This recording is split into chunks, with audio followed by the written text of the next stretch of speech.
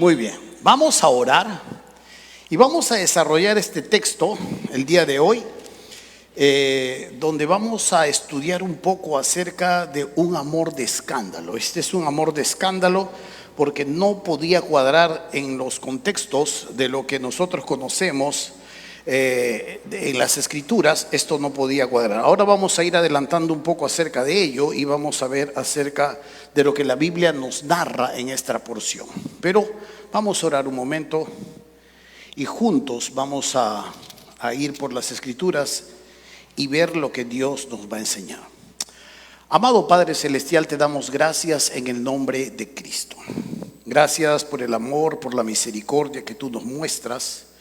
Gracias por todas las formas en las que tú manifiestas tus favores. Gracias porque extiendes tu misericordia día a día sobre nuestras cabezas. Gracias porque los méritos no son nuestros. Si hubiese sido así, hace rato ninguno estaría de pie. Los méritos son de Cristo. Y estamos agradecidos por semejante amor, la magnitud de este perdón, el alcance, la trascendencia, Señor, de lo que esto significa aún hasta la eternidad. Damos gracias por esto, pedimos dirección, pedimos sencillez de lengua y suplicamos también la apertura de nuestro entendimiento para ir tras lo que tú nos enseñas en este día. Te rogamos todo esto en el nombre de Jesús, tu Hijo. Amén. Ernest Hemingway relató en uno de sus ensayos, uno de sus breves ensayos que él escribió, un relato que sucedió o un hecho que sucedió en uno de los trenes de Madrid. De pronto apareció en el puesto de periódico, en uno de esos paraderos que tiene el metro de Madrid, apareció en la portada de un periódico un escrito de esta manera: Paco, hijo mío, todo está perdonado. Por favor, regresa a casa. Te espero el martes al mediodía en el banco frente al Hotel Montana. Con amor, tu padre. Este comunicado salió en el periódico. Todos los que estaban en el metro de Madrid, mucha afluencia, podían leer el periódico. Ahí estaba, en lo que nosotros llamaríamos nuestros puestos de periódico, y leían este anuncio contratado por un padre que estaba desesperado. Paco, hijo mío, todo está perdonado. Por favor, regresa a casa. Te espero el martes al mediodía en el banco frente al Hotel Montana. Con amor, tu padre. El martes llegó y había muchas expectativas en cuanto a ello, y el padre estuvo sentado ahí en ese banco. Ernest Hemingway relata esta historia y aparecieron 800 Pacos, 800 jóvenes llamados Paco aparecieron ese día martes en ese lugar. Esto era escandalosamente desbordante porque un papá solo esperaba a su hijo que en algún momento en la discusión, en el ardor de las discusiones o las diferencias, se fue de casa. El padre estaba desesperado por su hijo, no sabía qué le pasaba. Paco le estaba castigando a su padre y a su familia con la indiferencia, con el silencio, y el padre no tuvo más que contratar el periódico y hacerle saber a Paco que todo estaba ya solucionado. Pero de la misma manera que Paco debía haber recibido la noticia, aparecieron 800 Pacos. Todos ellos se llamaban Paco. Y es aquí lo anecdótico de todo ello, porque eran 800 hijos heridos, 800 corazones que probablemente también se habían arrepentido, y 800 corazones rotos que querían volver a casa.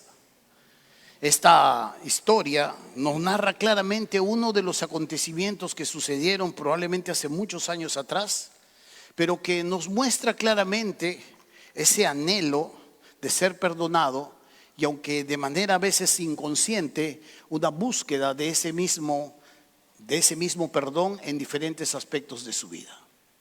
Nos muestra también a un padre terrenal aquí en esta historia, en una ciudad donde probablemente tanta gente no sabría exactamente quién lo está buscando o dónde poder buscar a su hijo. Y este anuncio lo atrae, este anuncio lo busca, este anuncio hace que Paco probablemente regresó a casa. Hemingway no dice si Paco regresó o no regresó. La nota aquí está en que aparecieron muchos más del único que se esperaba. Nos traslada una de las verdades que podemos ver a lo largo de las Escrituras, a la que nosotros llamamos un amor de escándalo. Porque aquí el padre busca a su hijo, paga una cuantiosa suma, un periódico no es tan barato hacer un anuncio, y busca a su hijo sin escatimar los diferentes gastos o lo que él tiene que correr. Y se nos muestra claramente aquí este anhelo de poder encontrar a su hijo. La historia que nosotros vamos a narrar es mucho más escandalosa, porque está narrada en un contexto donde el honor y la vergüenza son claramente algo que tratan de cuidar y de evitar. Cuando nosotros hablamos de las culturas orientales, estamos hablando de algo muy preponderante en ellos, que es el honor. En la cultura latinoamericana esto no es algo que para nosotros sea completamente angustiante si es que no lo tenemos. Al contrario, en algún momento se presentaron publicidad de gente que está postulando a la alcaldía y dice: roba, pero hace obras. Roba, pero hace obras. ¿Se acuerda de ese candidato? Ganó el candidato. Lo más triste es lo peor, los que votan por él. Pero esto es, si puedo llegar tarde y te digo a las 10 y llego 10:30, no tengo ningún tipo de vergüenza. En la cultura oriental van a llegar 5 minutos antes. Pero nos vamos a trasladar no a la cultura latinoamericana, porque si no vamos a salir deprimidos acá. Vamos a trasladarnos a ese tiempo donde esta cultura claramente tiene una forma en cómo se va a desarrollar la vida, cómo se va a desarrollar los diferentes aspectos de lo que es social, de lo que es económico o de los diferentes aspectos también en lo religioso. Vamos a leer un texto en el cual Jesús cuenta una parábola.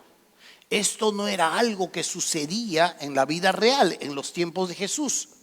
Esto es una parábola donde Jesús va a enfatizar a través de la parábola el escandaloso amor de un padre. Empecemos.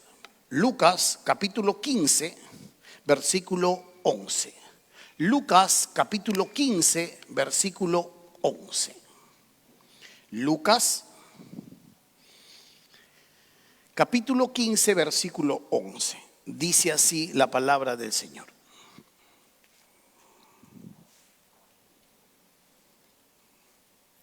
También dijo: un hombre tenía 2 hijos, y el menor de ellos dijo a su padre: Padre, dame la parte de los bienes que me corresponde, y les repartió los bienes. No muchos días después, juntándolo todo, el hijo menor se fue lejos a una provincia apartada, y allí desperdició sus bienes viviendo perdidamente. Y cuando todo lo hubo malgastado, vino una gran hambre en aquella provincia y comenzó a faltarle. Y se fue y se arrimó a uno de los ciudadanos de aquella tierra, el cual le envió a su hacienda para que apacentase cerdos. Y deseaba llenar su vientre de las algarrobas que comían los cerdos, pero nadie le daba. Y volviendo en sí dijo: ¿cuántos jornaleros en casa de mi padre tienen abundancia de pan y yo aquí perezco de hambre? Me levantaré, iré a mi padre y le diré: Padre, he pecado contra el cielo y contra ti, ya no soy digno de ser llamado tu hijo, hazme como uno de tus jornaleros. Y levantándose vino a su padre, y cuando aún estaba lejos, lo vio su padre y fue movido a misericordia y corrió y se echó sobre su cuello y le besó. El hijo le dijo: Padre, he pecado contra el cielo y contra ti, ya no soy digno de ser llamado tu hijo. Pero el padre dijo a sus siervos: sacad el mejor vestido y vestidle, y poned un anillo en su manto y calzado en sus pies, y traed el becerro gordo y matadlo, y comamos y hagamos fiesta, porque mi hijo, muerto era y ha revivido, se había perdido y es hallado. Y comenzaron a regocijarse. Su hijo mayor estaba en el campo y cuando llegó cerca de la casa, oyó la música y las danzas y llamando a uno de los criados le preguntó qué era aquello. Él le dijo: tu hermano ha venido y tu padre ha hecho matar el becerro gordo por haberle recibido bueno y sano. Entonces se enojó y no quería entrar. Salió por tanto su padre y le rogaba que entrase. Mas él respondiendo dijo al padre: he aquí tantos años te sirvo, no habiéndote desobedecido jamás, y nunca me has dado ni un cabrito para gozarme con mis amigos. Pero cuando vino tu hijo, que ha consumido tus bienes con rameras, has hecho matar para él el becerro gordo. Él entonces le dijo: hijo, tú siempre estás conmigo y todas mis cosas son tuyas. Mas era necesario hacer fiesta y regocijarnos, porque tu hermano era muerto y ha revivido, se había perdido y es hallado. Qué hermoso es poder ver esta frase en la hermenéutica, en el estudio de las Escrituras. Cuando una palabra se repite más de una vez o dos veces o tres veces, connota una enorme importancia.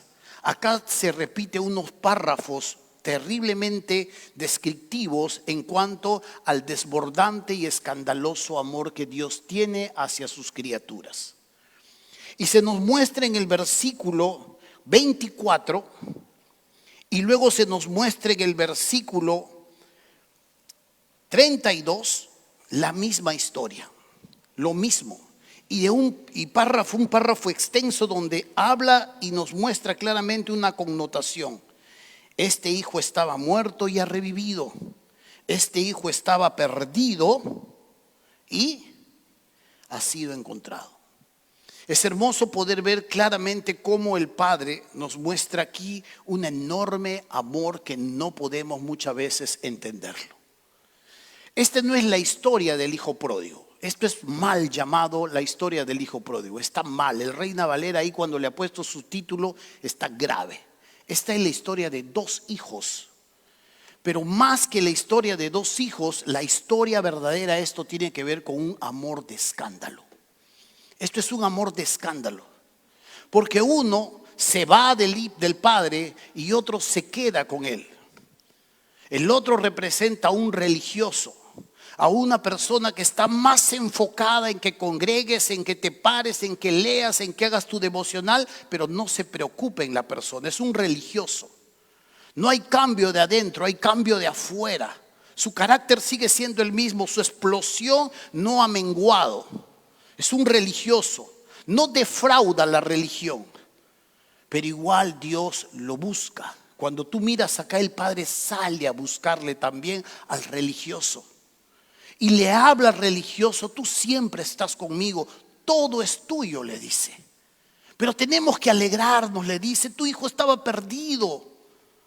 Tu hijo estaba lejos, mi hijo estaba lejos, estaba muerto, estaba alejado y ha revivido. Esa es alegría, ven, gózate. La circunstancia a este religioso le hace aflorar su corazón. ¿Cómo vas a matar el becerro gordo en que ha estado revolcándose con prostitutas? ¿Cómo? Yo estoy contigo, nunca me has dado un cabrito. Todo es tuyo, hijo, pero nunca me has dado un cabrito. Y el religioso está tan satisfecho en sus propias obras, tan satisfecho en lo que hace para Dios, que no ha cuidado mucho en desarrollar de adentro. A la primera prueba, aflora lo que hay adentro. Le dices no, o le das una observación, o le jalas por acá, aflora lo que hay adentro. Puede ser muy fiel por fuera, pero las circunstancias, la tensión, la presión y la prueba, tarde o temprano va a aflorar lo que hay adentro. El religioso muestra claramente que no está ni siquiera cerca de su padre y mucho menos de su hermano. Pero el padre sale a rogarle. El padre sale a decirle: entra, vamos a gozarnos. Pero nos traslada también la historia al otro hijo. Nos traslada la historia a esta otra persona, aquel que provoca un escándalo en medio de una sociedad oriental donde el honor y la vergüenza, por un lado, se busca, se resalta, pero por el otro lado se huye. Esto era inadmisible en una cultura oriental, que un hijo hiciera eso con su padre. Claramente uno puede darse cuenta aquí que esto es una sociedad colectiva. Cuando uno mira la sociedad oriental, es una sociedad colectiva. Cuando hablamos de una sociedad colectiva, estamos hablando de lo que te pasa a ti, me pasa a mí. Y lo que me pasa a mí, te pasa a ti. Si tu hijo te avergüenza, si tú hay un problema en tu casa, eso me afecta a mí. ¿Por qué crees que la Biblia habla de que llorar con los que lloran y reír con los que lloran y reír con los que ríen? Porque es una cultura colectiva. La iglesia es una cultura de familia, es una cultura colectiva. Me gozo con los que se gozan, lloro con los que se lloran.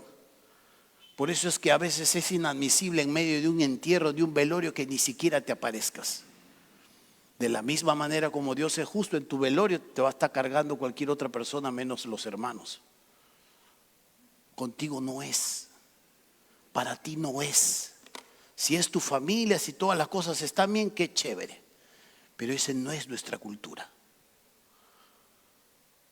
Y es hermoso cuando uno mira esta realidad, porque cuando Jesús cuenta esta verdad, lo hace en un contexto de una cultura oriental.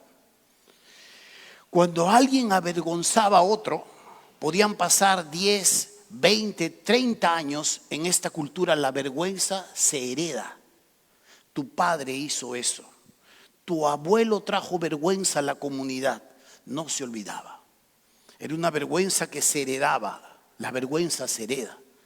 En los latinoamericanos ya pasas la hoja probablemente y se acabó. En esta cultura era muy marcado esto. O es muy marcado aún en estos tiempos. Cuando el mundo occidental va contra los chinos, muchas veces ni siquiera entiende a los chinos. Cuando el mundo occidental trata de negociar o hacer algunas cosas, ni siquiera está entendiendo con quiénes está negociando. Porque piensan que todo el mundo piensa como ellos. Y cuando la Biblia se nos ha dado, no se nos ha dicho A, B, C, D, tiene que ser así. La Biblia no habla completamente de un método, porque la Biblia es para todas las culturas. Y en este momento, cuando miramos esta cultura, cuando analizamos este relato, se nos muestra claramente que es una sociedad colectiva. Aquí el deshonor se podía ver porque el hijo le pide al padre la herencia.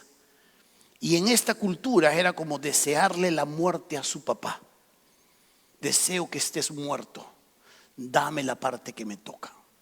Algo más que podíamos ver aquí es que era un sacrilegio.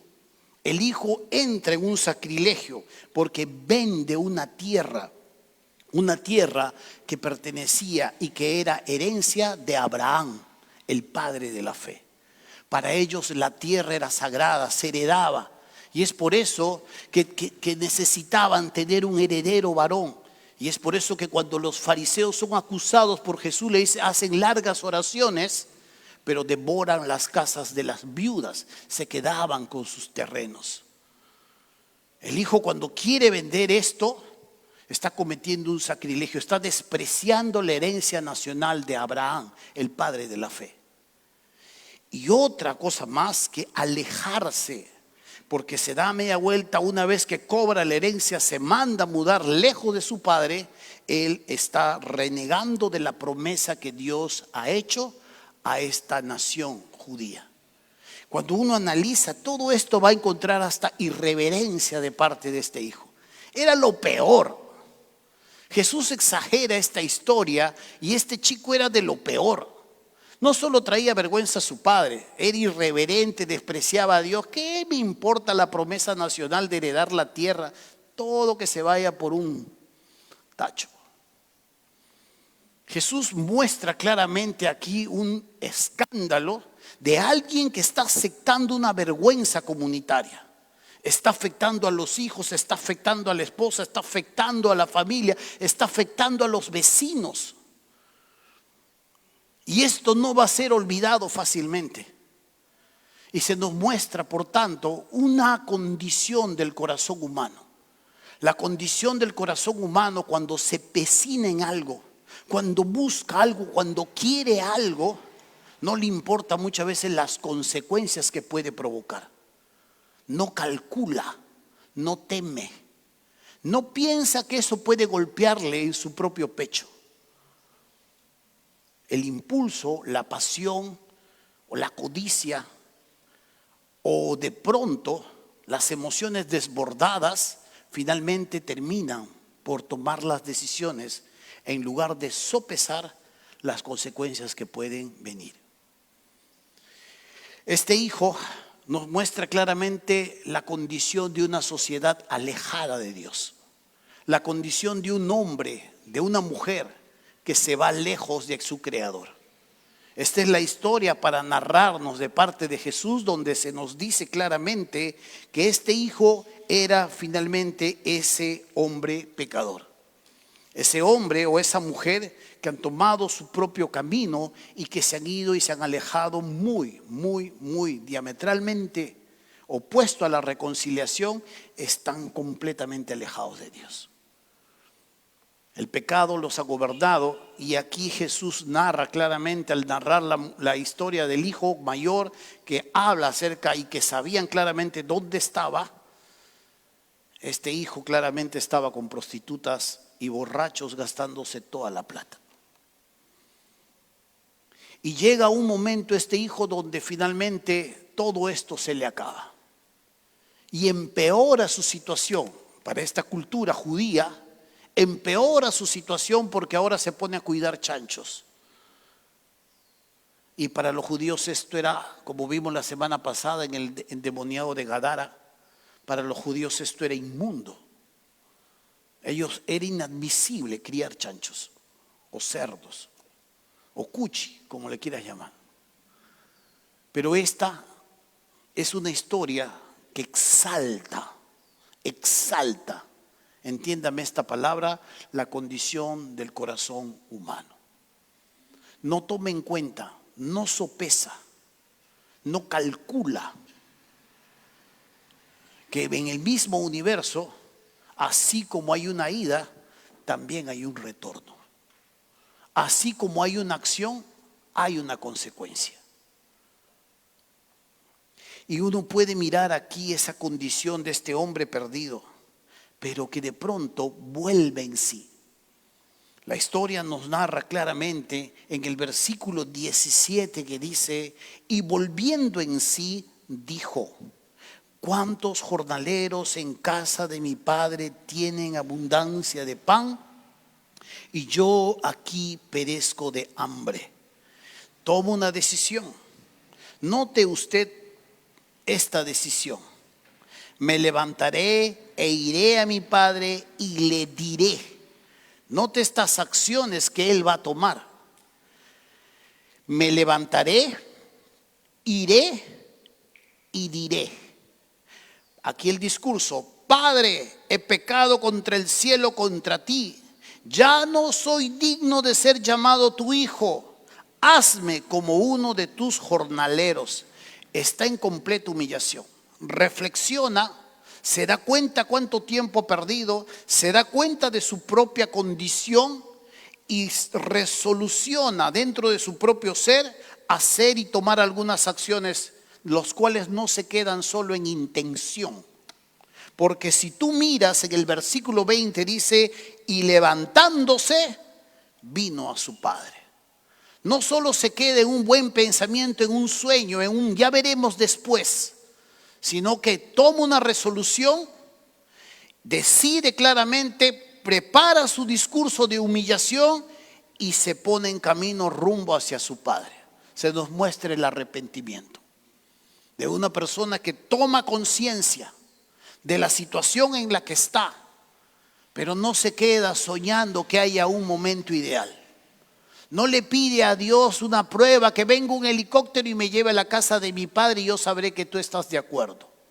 Sabe claramente, porque reflexiona, que lo que está haciendo no está bien. Tiene problemas. sabe que ha ofendido a su padre, sabe que le ha deseado la muerte, sabe que ha provocado ahora un escándalo en la comunidad y sabe que esto no se va a borrar fácilmente, pero decide que esto ya no va a seguir de la misma manera. Pone coto final a esta situación. Toma una resolución y se pone en camino rumbo hacia su padre. Es hermoso cuando uno puede ver claramente esta decisión que él va a tomar. ¿Sabe? Cuando uno mira estas acciones determinadas de antemano, uno se va a dar cuenta que esto es el producto del arrepentimiento.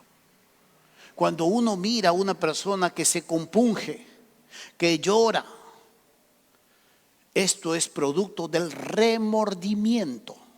Remordimiento no significa arrepentimiento. Hay muchas personas que lloran, hay muchas personas que reconocen, pero no hacen nada al respecto. Este es remordimiento.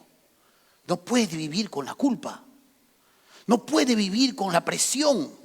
¿Cómo estará mi familia? ¿Cómo estarán mis hijos? ¿En qué va a terminar? Pero no hace nada al respecto. Este es remordimiento. Arrepentimiento es: tomo una decisión, sé claramente lo que voy a hacer y me pongo en camino a que eso se solucione.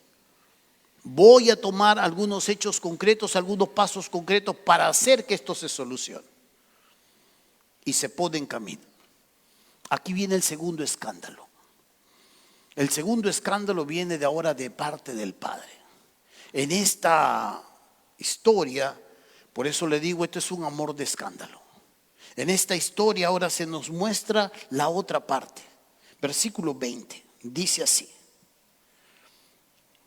y levantándose vino a su padre, y cuando aún estaba lejos, lo vio su padre, y fue movido a misericordia, y corrió, y se echó, y le besó. El hijo le dijo: Padre, he pecado contra el cielo y contra ti, ya no soy digno de ser llamado tu hijo. Hazme como uno de... No, eso no está. En ese mismo momento es interrumpido por su hijo, que se supone tenía que ser humillado según esa cultura. Y el padre dice en el versículo 22: pero el padre dijo a sus siervos: sacad el mejor vestido y vestidle, y poned anillo en su mano y calzado en sus pies, y traed el becerro gordo y matadlo, y comamos y hagamos fiesta. Esto es un escándalo. Aún también para la cultura oriental, este padre estaba causando mucho más vergüenza que el hijo dentro de la comunidad. No es tanto el escándalo del hijo, más escandaloso es la reacción de este padre. Y esta es la historia verdadera. Esto no es el hijo pródigo. Bórrelo ahí, no lo rompe, eso sí, pero bórrelo ahí. Ponga usted el amor escandaloso de Dios. Esto es mucho más escandaloso. Este padre tenía dignidad y honor, era el que poseía. El hijo estaba construyéndola todavía a lo largo de la vida. Lo que pierde no es mucho, pero este padre sí posee dignidad y honor por lo que él es, por lo que él ha permanecido, por lo que él ha logrado, por el respeto de sus edades y su cana. Y se nos muestra ahora cómo Jesús nos muestra claramente este escandaloso amor que Dios tiene hacia sus criaturas. Era una cultura donde correr de parte de un anciano mostraba debilidad. Para poder correr con las túnicas largas tenía que remangarse y atravesar la aldea corriendo para ir al encuentro de su hijo. Mostrar las piernas en la cultura oriental en aquellos momentos era indigno. Por eso es que tienes que entender un poco esta visión que tiene Isaías cuando mira a Jehová sentado en su trono y hay serafines que están volando alrededor de él y gritando: santo, santo, santo. Con dos tapan sus ojos, dos alas tapan sus ojos porque no pueden ver el esplendor de su santidad, con dos tapan sus piernas por la indignidad y solo con dos vuelan. Y cuando uno mira y entiende esto, y este padre tiene que remangarse la túnica y correr por la aldea para abrazar al hijo, este hombre está avergonzando, está mostrando una debilidad frente a todos sus coetanos, frente a todos los ciudadanos, a todos los que están en el pueblo. Está mostrando abiertamente algo que ha sido privado.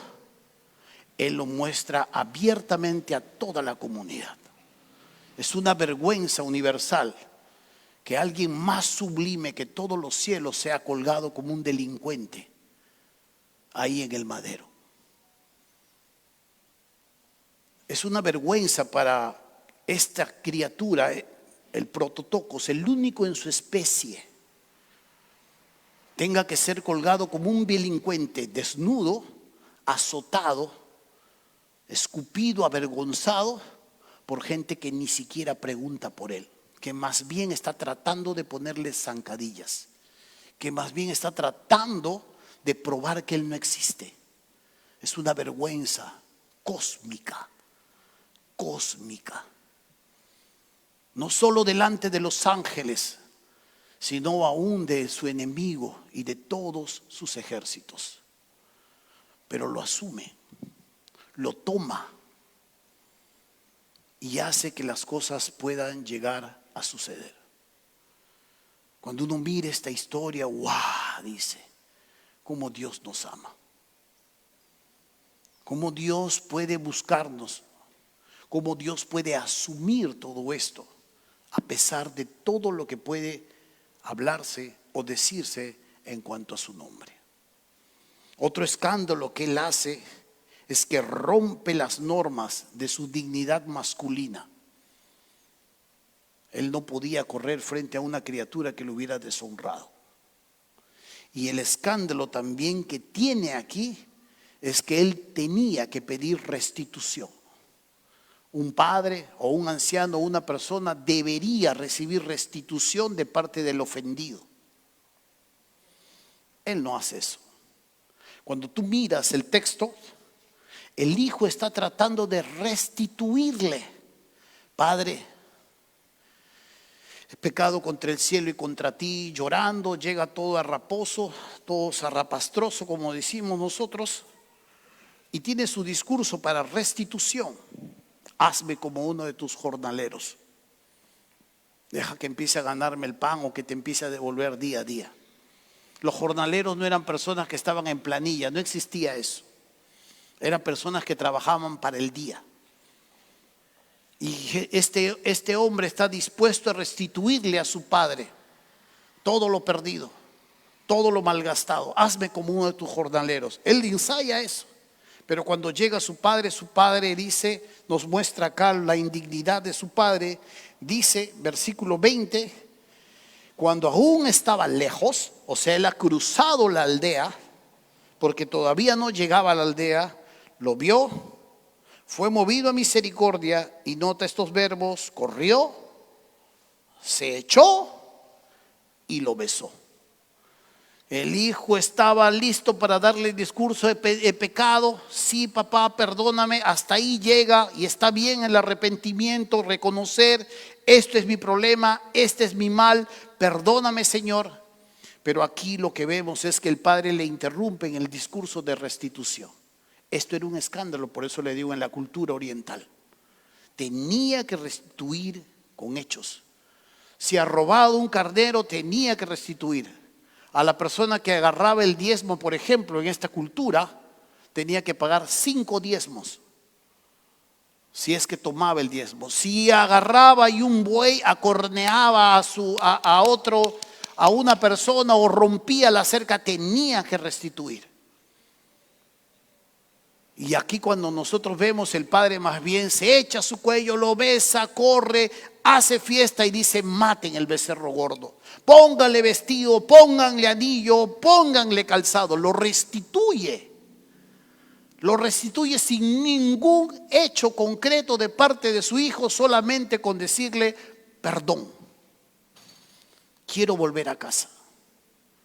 No hace nada a favor suyo para que el padre una vez más le vuelva la dignidad con la que está compuesto o la que tuvo cuando fue creado, cuando fue parte de la familia. Cuán hermosa es esta historia. Cada una de estas acciones nos muestran de manera humana lo intenso del amor de Dios, que ama sin ningún tipo de restricción. Qué hermoso es poder ver que cuando nuestro corazón entiende claramente la situación en la que estamos, Dios está dispuesto rápidamente a perdonar y a rodearte de sus favores.